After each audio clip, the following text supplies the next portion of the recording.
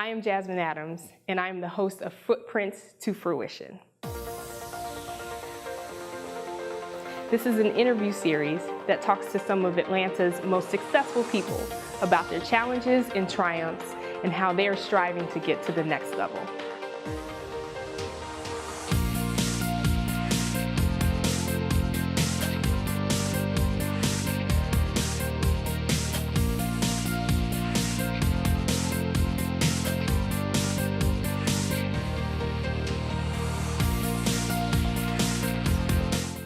We're here with Mims Bledsoe. Thank you so much for being here with us today. Thank you for having me. I'm excited.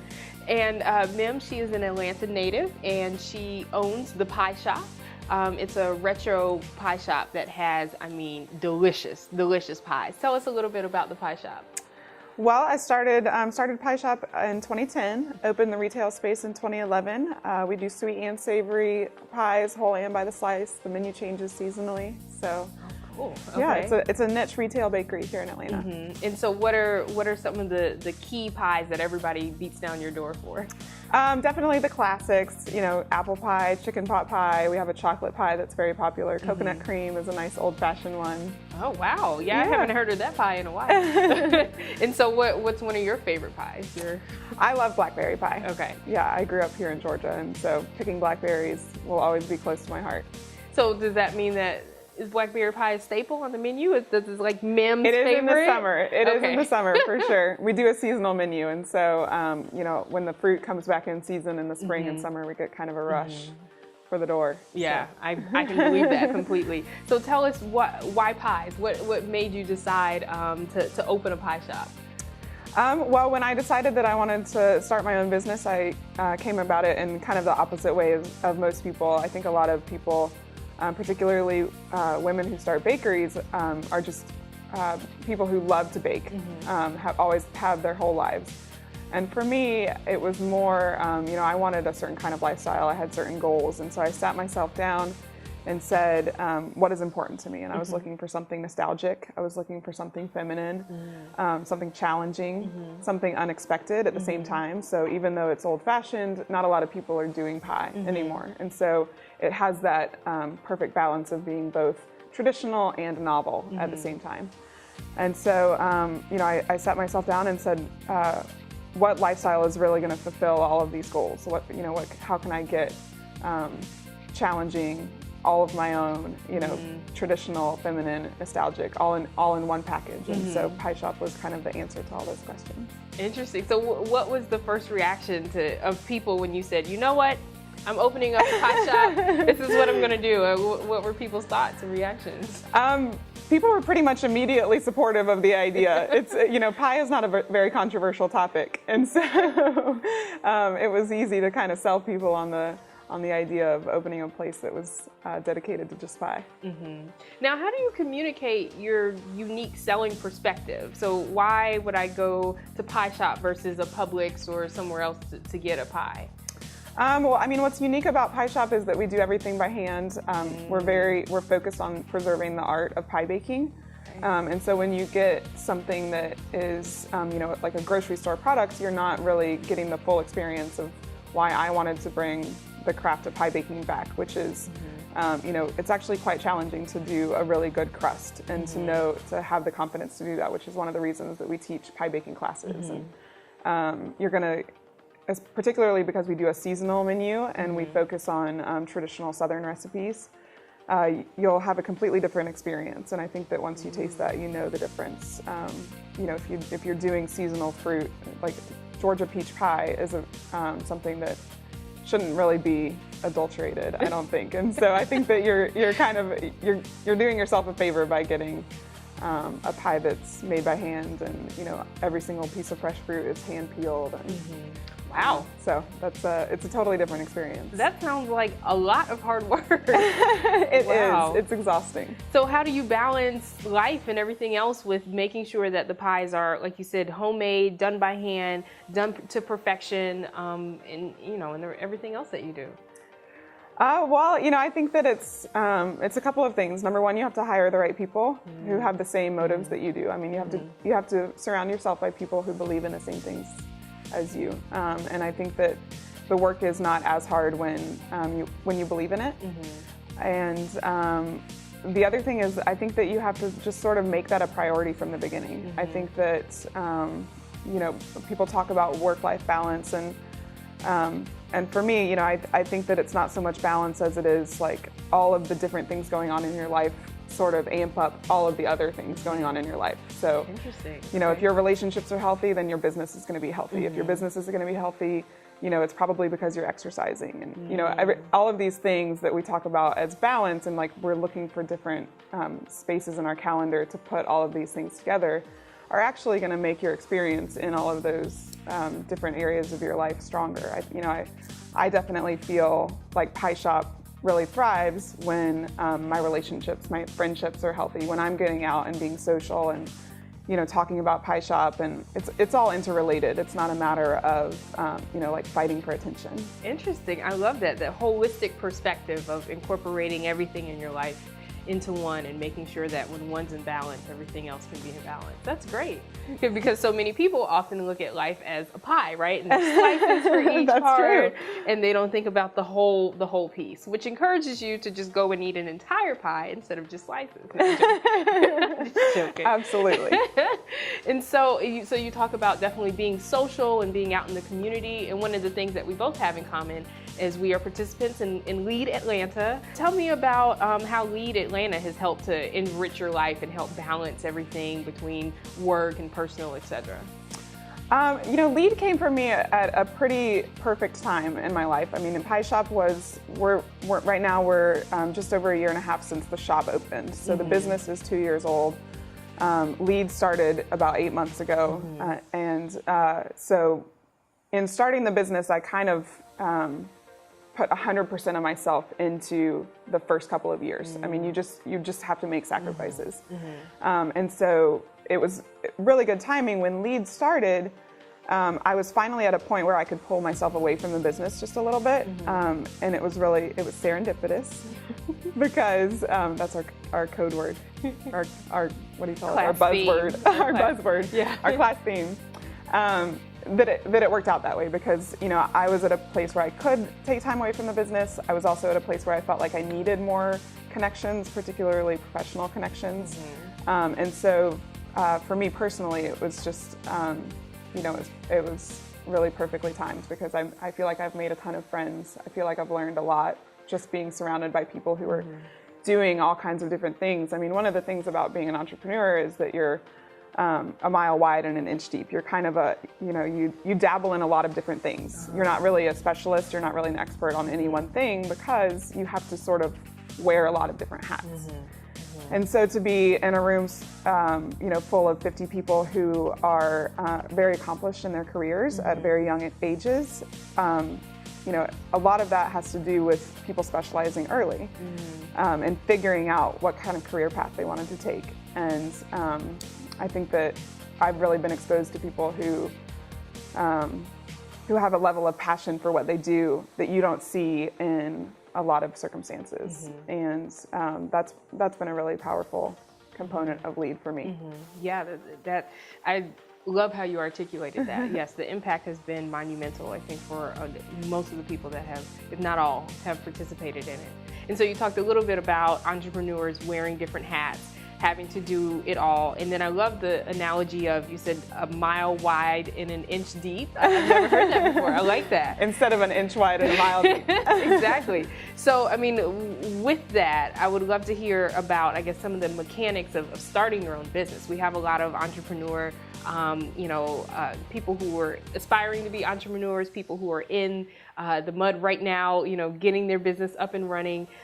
So I guess share, your progress in your process to launching Pie Shop.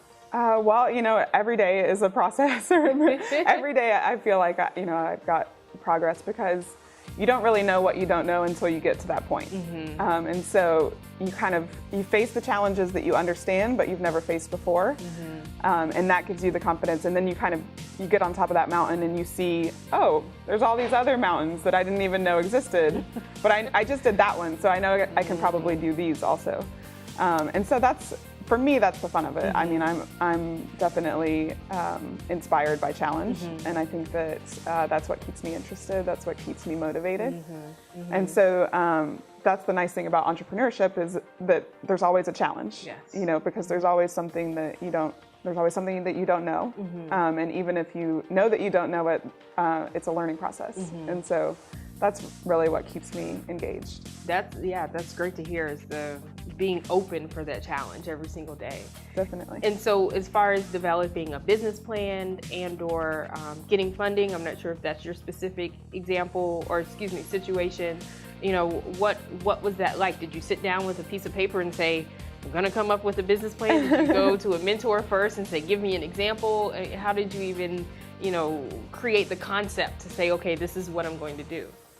Well, as soon as, like I said, I sat myself down and had that conversation with myself. And as soon as I knew Pie Shop was going to happen, it was pretty much all in. And so I said, I need to write a business plan. I very quickly, went to work for a restaurant because I didn't have any food service experience, and sought out mentorship there, and read some books like The E-Myth, sort of like the early on entrepreneurship sort of eureka moments.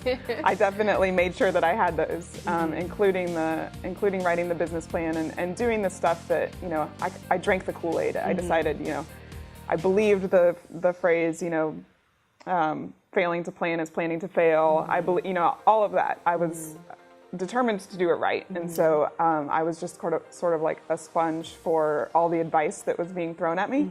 And so I took some entrepreneurship classes. I went to a consultant. I made sure that within my financial means that I was getting all of the advice that I could. What happened early in your life to help influence you to be the entrepreneur you are today? Do you think entrepreneurship is nature, nurture, both? What are your thoughts? I think that entrepreneurship is definitely, it takes a certain personality. I think that in order to be an entrepreneur, you're probably someone who's not seeking security. You're probably someone with a background of being either a risk taker or somewhat adventurous, and also somebody who has a certain level of support in their lives. And for me, I had a family that always encouraged me to explore every option. And so I was very fortunate that in my childhood, my parents were supportive enough to say, whatever it was that I was interested in, they were 100% behind. And so I think that was a huge influence, that they believed in my abilities and in my opportunity. They gave me the opportunities to meet whatever abilities I had. And so, for instance, in terms of talking about risk taking, or at least my exploratory nature, I went to a traveling high school where we went to a different country each semester. I used to lead backpacking trips. So, I was a pretty multifaceted child. I mean, as a 14-year-old girl, not only was I, going scuba diving and rock climbing, but I was also doing like modeling on the side. And so my parents were 100% behind whatever it is that I wasn't involved in. And so even if they seemed contradictory at the time, it didn't matter. My parents believed in me, and if it made me happy, that was important to them. So I think that there is a little bit of nurture there for sure. I mean, you've got to have the kind of environment in which you believe that anything is possible. And I think that if you believe that, then entrepreneurship is just kind of a natural outgo of that. Yeah, so. And I love to hear that foundation that you had as well. That sounds like it was really key in making you who you are today. And speaking of your family, you actually have a unique foundation or background to your current name. Would you like to share that? Sure. Well, yeah, my name is Mims, and I'm named for my fifth great grandfather, who was the mayor of Atlanta in 1853. And so I have always been very dedicated to the city, even though I traveled for school and I went to college in a different state. I always knew that I would come back to Atlanta. And when that happened, I'm very committed to the future of the city. And so I thought that, at least within my scope, within my abilities, one thing that I could do would be to start a business here in Atlanta that sort of supported the things that I wanted to see happen for the future of the city. So like local food and, things that are crafted by hand and small business. And, I wanted to see more of that for Atlanta. I think that we're a huge city, and I think that we have our own unique challenges, and I wanted to contribute in a small way to seeing Atlanta grow in the way that I would like it to, particularly because I have such a strong family connection to Atlanta. Exactly. Yeah, that's an amazing strong family connection. And so I want to know, in your mind, the first thing that comes to it when you talk about successes of the pie shop. What is your most prized success to date?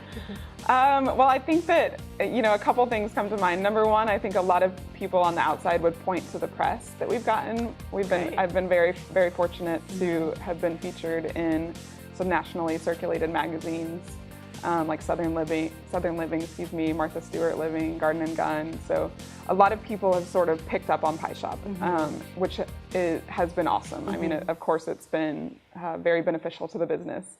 What do you attribute to all of that press? How did you garner that? I think that, like I said earlier, I think that pie is not a very controversial topic. I think that people really like pie, and I think that the business was well timed, and a lot of people were feeling the same way that I was when I started Pie Shop, which is people were looking for something like that. I mean, you're looking for handcrafted food and local and small business and people who are doing things for the right reason, and so that's what I was looking for.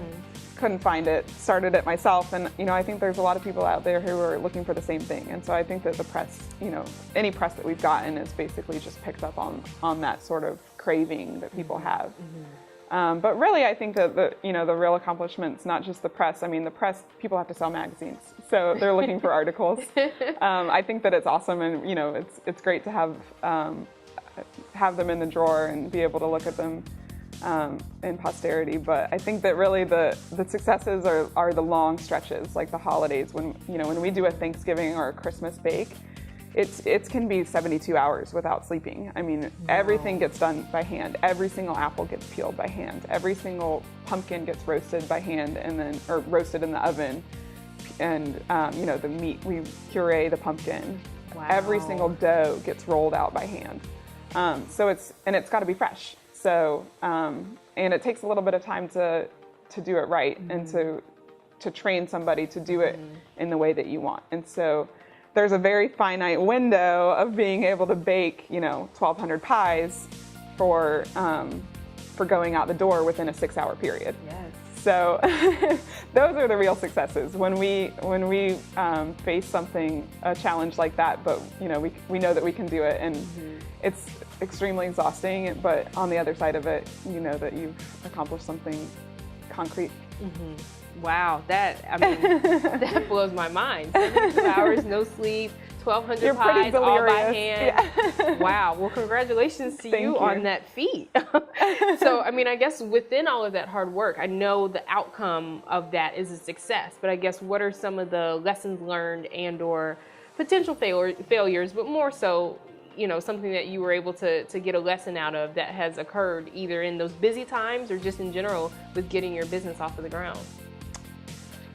I feel like every day is a lesson. I don't really have any negative experiences just because to me it's all part of it. There's nothing that stands out as a big failure, just because I think that even the small learning experiences are equally as important as the small successes. And so there have been times when we were understaffed. There's times when we're overstaffed. There's times when we could have been sourcing ingredients from a different place. There's times when when I want to say, this is a big one, when opportunities come your way, how do you decide what's an opportunity worth taking and what's an opportunity that you need to say no to? Yes. And I think that probably the biggest challenge for me personally on a daily basis is not getting distracted by, and distracted is going to come as a kind of a surprise, but I think that it's very distracted to get are very possible to get distracted by your own business. And by that, I mean that there are things going on every day, but the whole point is for those things to be going on without you, so that you can step back and say, okay, what's our next challenge? Like, what's our next big picture? What's, I think that if you are, if you're involved in the day-to-day operations too much, you're your own employee, and that's not my goal. I want to create a sustainable business. And what that means is for me to be essentially obsolete. And so in order for me to do that, I have to, I need to delegate. I need to make sure that I'm focusing on the right things. And, a lot of times it's a lot easier just to do the things that you know how to do and are right in front of you, and they're urgent, and you need to make this phone call. And really what needs to happen is you need to step away from all of that and say, where am I going to be in 5 years? You need to be making the decisions on a daily basis about the future and about the picture, and you need to continue to be writing that business plan even while the business is operating, instead of sort of, I call it, getting sucked in. I mean, that has just been one of the most valuable tidbits that you have shared so far. I mean, that, I think, perspective is so valuable in really trying to create a business with longevity. And so, follow-up question, how do you ensure that you don't get sucked in? You know that needs to happen, but how do you still ensure that that doesn't happen? I think it's a matter of setting things up in the beginning in a certain way. I mean,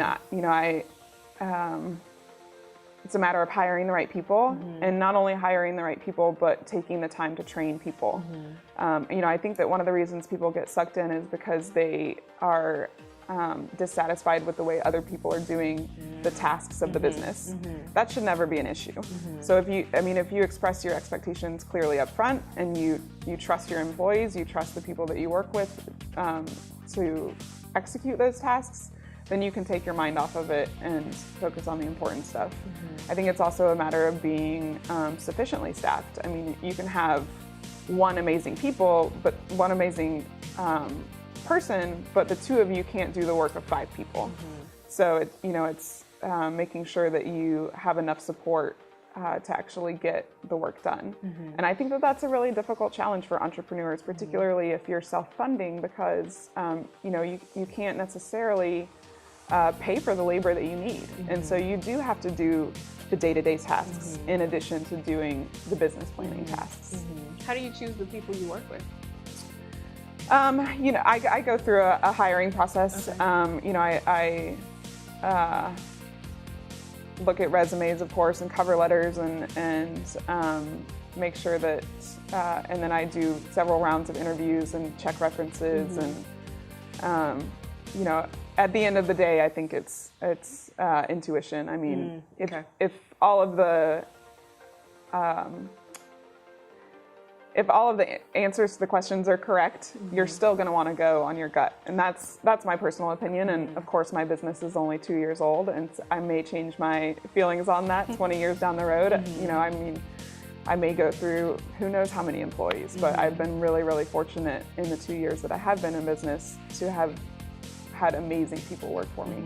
So. And what is the long-term vision for Pie Shop? What do you see it 20 years from, or even next year? I would say that, talking about challenges, I would say that that's probably the biggest one for me that I'm facing, is answering that question. When I started Pie Shop, I wanted a small business. I wanted something that was handcrafted. I wanted something that was local. And I still want all of those things. But then, like I said earlier, you start to see the world in a different way. I think that I don't have children, but I imagine that that's probably the one other experience in life that immediately changes your perspective. Starting a business, having a family. Yeah, no, that completely makes sense. And I mean, talking about the challenges of entrepreneurship, I mean, in the spectrum of entrepreneurship, I think I've seen statistics where a fairly large amount of women are getting into this field, but at the end of the day, are there any unique challenges from a female standpoint that you still encounter in the world of entrepreneurship? For me personally, I have not had challenges because I'm a woman, and that could be the industry that I entered. And I think that if anything, it's been it's been great for the brand. You know, the brand of Pie Shop at this point in the game is very much synonymous with, you know, me as the owner of Pie Shop. And so, and I think that, you know, being a woman who started a bakery is, it's a story that a lot of people like to hear. And so for me, there has not been a significant challenge in having happened to be a woman who started a business. I mean, I think that if anything, there's definitely opportunities out there, particularly like to get certified as a woman-owned business. You know, I think that one of my favorite quotes that I've heard recently is that emotional intelligence is a greater predictor of success than academic intelligence. And I think that if there's anything that we know about women, it's that they have quite a bit of emotional intelligence. And so I think that, you know, you're likely to have stronger social networks. You're likely to have, you know, a pretty healthy network. You're probably likely to avoid conflict, and hopefully you're doing that in a healthy way.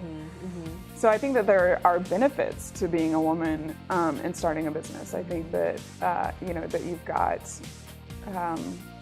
sort of a natural ability to look at a big picture, but also, you know, look at the day-to-day at the same time. I mean, a similar analogy, I think that, you know, if a woman, traditionally in our culture at least, when women run a household, it's very similar to running a business. Yes. You know, women have a natural ability to run it. I mean, if anything, if there was a gender that was inclined toward entrepreneurship, I wouldn't be surprised if it was the female gender. Yeah. No, I love that. See, coming from you, that makes a lot of sense. So tell us, I guess, before starting your business, what were, you know, 2 or 3 things that you wish you knew now looking back that you wish someone would have shared with you? And then within that same regard, you know, what advice do you have to aspiring entrepreneurs out there? What I wish I had known that's a hard question to answer, because for me, the learning process is the most fun part. Okay. And so I honestly, like, making these discoveries and exploring entrepreneurship has been the real joy for me. And so if all of the questions had been answered going into it, then I don't think that it would have been challenging and enticing enough for me. I mean, of course, I'm sure that there are things that I still don't know that would help me. However, I can't think of anything that, like I said, I took a lot of care to seek out as much advice as I possibly could. And so, some of the sort of the biggest pieces of advice that I think that really impacted how I set the business up, and how, you know, some of the biggest pieces of advice that really impacted how I designed the business, and that I would encourage anyone starting a business to follow as well, was, you know, one person told me to keep your fixed costs low, and I think that that's extremely important. Because, you know, you can do everything on the cheap, but if you're paying a really fat rent check, then you can go out of business very quickly. That's valuable. Keep your fixed costs low. That was a big piece of advice for me. Number 2, I think that, you know, what we touched on earlier, I think that you have to, from the very beginning, you have to have the right idea of what it means to start a business. And people have different goals about this. Maybe, you know, maybe you do want to own your own job, but for me, that's not what I was going for. You have to, you know, so the advice there would be make sure that you're setting up a business structure that makes sense even without you as part of the business. Don't design yourself into the business. Design a business that's both sustainable and functional and thriving, even when you step away, because you don't want to create a lifestyle where you can never again take a vacation. You can never again have a Friday or Saturday night off. Like you want to know, you know, and I've talked about this with people in our lead class, other entrepreneurs. You know, I think that not only do they do just fine without me, I sincerely believe that Pie Shop functions better when I'm not there. I think that people, you know, that if you instill confidence in your employees, then they're going to be able to make the right decisions. They're going to be able to sort of take some autonomy. They're going to be able to, you know, really own their product. So I would say that those are the two big pieces. Keep your fixed costs low and design yourself out of the business. Those are probably the two biggest pieces of advice that I got and that I would pass on. Well, those are two great pieces of advice. Thank you. And so if more people want to find out about the Pie Shop, tell them where they can go to get more. Yeah, well, we are on Roswell Road in Atlanta, so do come see us in the shop. You can also visit our website at thepieshop.com, the-pie-shop.com. Thank you so much. I appreciate it. You're welcome. Thank you so much, Jasmine.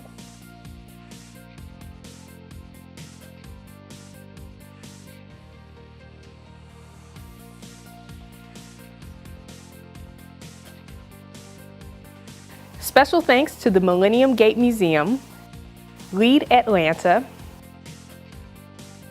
and Mims Bledsoe.